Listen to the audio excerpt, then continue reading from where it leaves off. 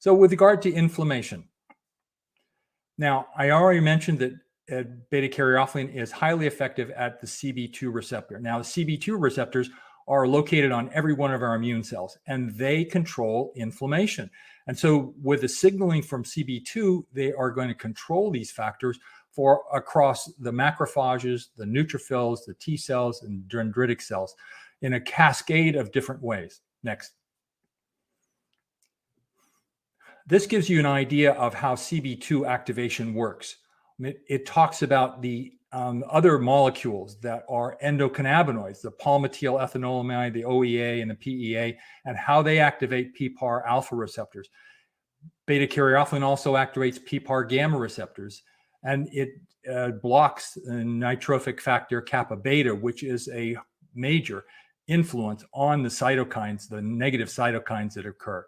So it's blocking different ways of inflammation on the heart, the brain, the gut, and the throat and the airways, all in one.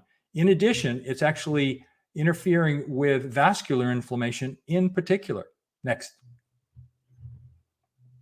So it's interestingly enough, I point out that it's shifting the immune cells from the M1 type, the activated microglia of the brain from brain inflammation, down to the healing type. And so it's resolving inflammation.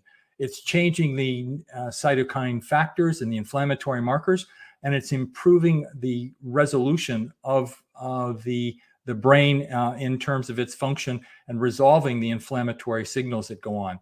It's blocking so many of the receptors that are involved, and it's actually influencing the blood-brain barrier and turning off the leakage in the blood-brain barrier that is so common with inflammatory neural conditions.